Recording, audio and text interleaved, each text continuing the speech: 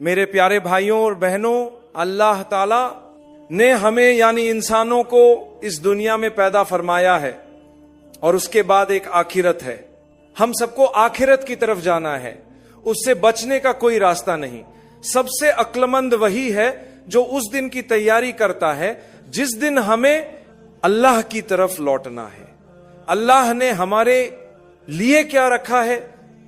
अगर मैं आपसे पूछूं तो आप कहेंगे जन्नत, है ना। हमें अल्लाह की रहमत से जन्नत की उम्मीद रखनी चाहिए। आप एक अच्छे इंसान हैं, अल्लाह हमें भलाई अता फरमाए। मैं क्यों कहता हूं कि आप अच्छे इंसान हैं? इसलिए कि आप अल्लाह पर ईमान रखते हैं, आप अपनी पूरी कोशिश करते हैं, इस्तगफार करते हैं, जहां गलती हो वहां माफी मांगते हैं और इबादत में बेहतरी की कोशिश जारी रखते हैं। आप खुद को काबू में रखते हैं और जब कुछ गलत करते हैं तो बुरा महसूस करते हैं और जब कुछ अच्छा करते हैं तो खुशी महसूस करते हैं। यही तो मोमिन की पहचान है। मेरे भाइयों और बहनों, अल्लाह ताला ने हमें इस दुनिया में पैदा किया और साथ ही कुछ चीजें भी रखी हैं जो हमें आजमाइश के तौर पर दी गई हैं। आज मैं उनमें से दो चीजों का जिक्र करना चाहता हूं, खौफ और गम। जब हम जमीन पर आते हैं तो अल्लाह फरमाता है कि हम तुम्हें जरूर जरूर आजमाएंगे, थोड़े से खौफ के साथ। खौफ यही सबसे पहली आजमाइश है। इसीलिए जब अल्लाह जन्नत का जिक्र करता है तो हमेशा फरमाता है वहां ना कोई खौफ होगा ना कोई गम। खौफ क्या है?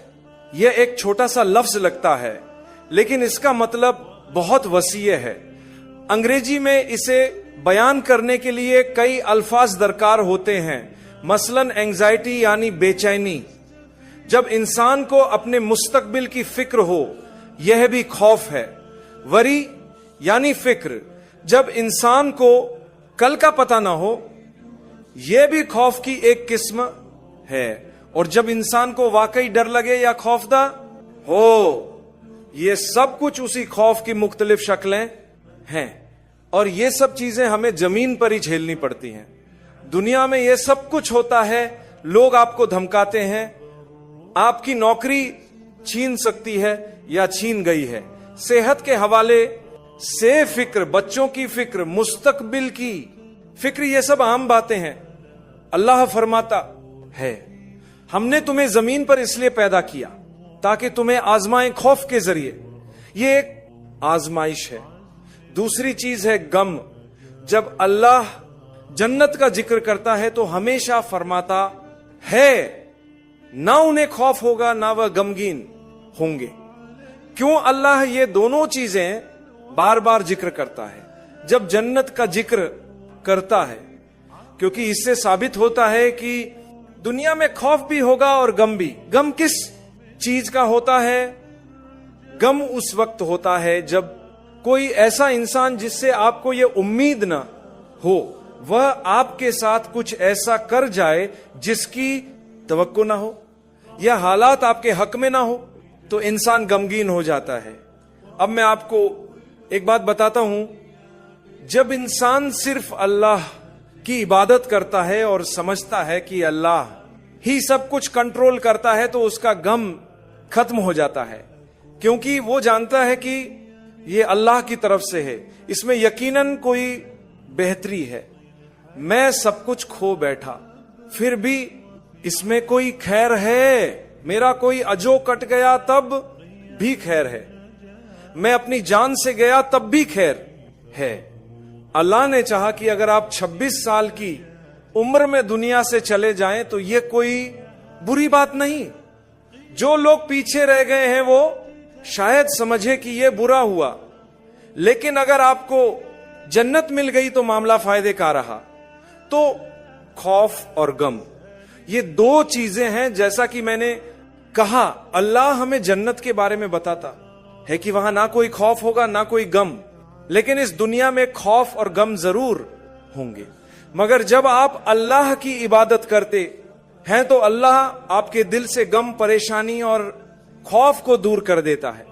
यहां तक कि इसी दुनिया में भी कुरान करीम में खौफ और गम का जिक्र इकट्ठे 14 मर्तबा आया है, जिनमें से 6 मर्तबा सूर अल बकरा में है, जहां अल्लाह फरमाता है कि अगर तुम हमारी भेजी हुई हिदायत की पैरवी करोगे तो तुम पर ना कोई खौफ होगा और ना कोई गम। क्यों?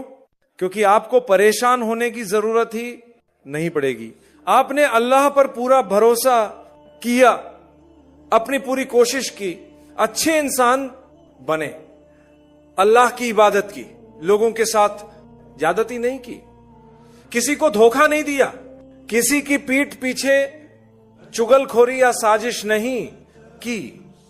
आज के दौर में लोग इस हद तक पीठ पीछे वार करते हैं कि वही खौफ पैदा करते हैं। जब आप किसी को नुकसान पहुंचाते हैं और समझते हैं कि इससे आपको फायदा होगा, हकीकत में वही अमल आपके दिल में खौफ और गम पैदा करता है। अगर आप सच्चे मोमिन हैं, लोगों से नरमी से बात करते हैं, सबका एहतराम करते हैं, किसी का हक नहीं मारते, किसी को धोखा नहीं देते, किसी की पीठ पीछे बुराई नहीं करते, तो यकीनन आप एक खास हद से ज्यादा खौफ और गम महसूस नहीं करेंगे। हाँ, इंसान होने के नाते एक बुनियादी दर्जा का एहसास रहेगा, मगर वह हद से आगे नहीं जाएगा, क्योंकि आपका भरोसा अल्लाह पर है। अगर अल्लाह ने कोई तकलीफ दी है तो वह जानता है। अगर किसी का पूरा कारखाना जल गया और वो कहता है अल्हम्दुलिल्लाह, ये क्या है? ये उसका ईमान है। वो कहता है हाँ, मैंने नुकसान उठाया, लेकिन मैं जानता हूं मैं एक अच्छा इंसान हूं, अल्लाह मुझे इसका बदला जरूर देगा। अगर दुनिया में नहीं तो आखिरत में।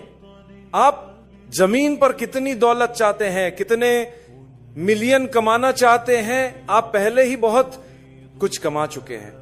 क्या आपको वाकई इसकी जरूरत है? जवाब है नहीं। आपको इसकी जरूरत नहीं। यह सब इजाफी और फजूल है।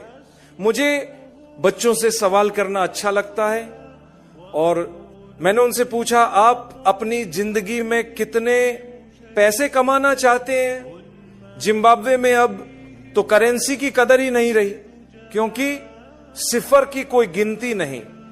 लेकिन जब पैसे की कद्र हुआ करती थी तो वह कहते थे बस 1 मिलियन कमा लूं फिर रिटायर हो जाऊंगा। मैं आपसे वादा करता हूं, कुछ बड़े लोग कहेंगे हमने पहला मिलियन कमाया, फिर अगले के पीछे दौड़े, फिर अगले के, फिर 10 मिलियन के, फिर और आगे, और ये कभी खत्म नहीं होता। और आप जमीन पर कितने पैसे इस्तेमाल करेंगे? मैं यकीन से कहता हूं चंद डॉलर से ज्यादा नहीं। उसके बाद आपके बच्चे, आपके घर वाले, आपके जाने के बाद उन्हीं पैसों पर लड़ेंगे आपके भाई। सिर्फ पैसों की वजह से आपस में बातचीत बंद कर देंगे और किसी वजह से नहीं। इसे फेंक दीजिए, आपको इसकी जरूरत नहीं। मोहब्बत ज्यादा अहम है। आपका अपने भाई के साथ रिश्ता उस पैसे से कहीं ज्यादा कीमती है, लेकिन आप महसूस नहीं करते। अगर मैं आपसे कहूं कि उस रिश्ते की कोई कीमत लगाइए, कोई वैल्यू बताइए, तो आप नहीं लगा सकेंगे। आप खुशी चाहते हैं तो बताइए, उस खुशी के लिए आप कितनी कीमत अदा करेंगे? मैं आपको एक और मिसाल देना चाहता हूं। लोग डरते हैं। मैंने पहले क्या कहा था? डर और गम। जी हां, यही आज का मौजू है, डर और गम। जन्नत में ये नहीं होंगे, लेकिन जमीन पर ये मौजूद है। लेकिन अगर आपका अल्लाह के साथ ताल्लुक मजबूत हो तो अल्लाह इनको कम से कम कर देता है। अल्लाह के साथ अच्छा ताल्लुक हो तो डर कैसा? मैं तो अल्लाह पर भरोसा रखता हूं। एक शख्स एक दिल की धड़कन के लिए क्या कुछ नहीं दे देता? एक धड़कन जब दिल तेज धड़कने लगे या सुस्त, तो आप क्या करते हैं? पैसा खर्च करते हैं। कहां? डॉक्टर, स्पेशलिस्ट, सफर, अस्पताल, जहां भी जाना पड़े। अगर आपके पास ज्यादा पैसे हो तो आप दुनिया के बेहतरीन अस्पताल में पहुंच जाते हैं। क्यों? क्योंकि आप नहीं चाहते कि दिल की एक धड़कन भी रुक जाए और आपने करोड़ों खर्च कर दिए सिर्फ एक धड़कन के लिए। अल्लाह कहता है मुझ पर भरोसा रखो, सब ठीक हो जाएगा। आप पुरस्कून हो जाते हैं। आप नमाज पढ़ते हैं, आप इतने खुश हो जाते हैं कि अल्लाह ने आपको इजाजत दी कि आप उसके लिए सजदा करें। क्या आप जानते ہیں, اللہ جسے چاہتا ہے اسے منتخب کرتا ہے کہ وہ اس کے لیے سر زمین پر رکھے. یہ آسان نہیں. جی ہاں, آپ کوشش کرتے ہیں, لیکن اللہ یا تو اس کوشش کو قبول کرتا ہے یا رد کر دیتا ہے. بہت سے لوگ مسجد کے بالکل پاس رہتے ہیں, لیکن آپ انہیں وہاں کبھی نہیں دیکھیں گے. اور کچھ لوگ بہت دور رہتے ہیں, لیکن وہ گاڑی چلا کر وہاں پہنچتے ہیں. کچھ لوگ مکہ مکرمہ میں رہتے ہیں, لیکن کبھی حرم کے اندر نہیں گئے, انہوں نے کبھی حج نہیں کیا. اور کچھ ایسے لوگ ہیں جو انڈونیشیا میں رہتے ہیں اور وہ بار بار حج پر جاتے ہیں, یا کم سے کم ان کا خواب ہوتا ہے کہ ایک دن ہم ضرور جائیں گے. یہ سب اللہ کا فیصلہ ہے, وہ جسے چاہے قبول کرے اور جسے چاہے رد کر دے. تو میں اپنے آپ کو خوف اور غم سے کیسے بچاؤں, اور میں ان آزمائشوں سے خود کو کیسے محفوظ رکھوں جن کا ذکر اللہ نے کیا ہے. غم ہوتا ہے جب آپ کا بچہ فوت ہو جائے, یہ ایک فطری غم ہے. غم ہوتا ہے جب آپ کچھ کھو بیٹھے, یہ بھی ایک حقیقی غم ہے. لیکن سب سے بڑا غم تو تب ہونا چاہیے جب آپ اللہ کی طرف اپنی ذمہ داری پوری کرنے میں ناکام ہو جائے. اگر آپ فجر کی نماز قضا کر بیٹھے تو اس دن آپ کو بہت افسوس ہونا چاہیے.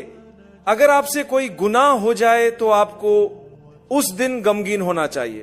یہی ہے اصل غم. اس غم میں انسان اللہ سے معافی مانگتا ہے, اور جب اللہ آپ کو توبہ کا دروازہ دکھاتا ہے تو یہ خوشی کی بات ہے. میرے بھائیوں اور بہنوں, اس خوف اور غم کو کم کرنے کا طریقہ کیا ہے؟ اللہ نے قرآن میں 14 بار ہمیں بتایا ہے کہ اگر میرے بندے نیک عمل کریں, میری عبادت کریں اور آخرت پر ایمان رکھیں تو نہ انہیں کوئی خوف ہوگا اور نہ ہی کوئی غم. بس اللہ پر چھوڑ دو اور اس پر بھروسہ رکھو. اگر تم اللہ پر توکل رکھتے ہو تو تمہیں کوئی مسئلہ نہیں ہوگا.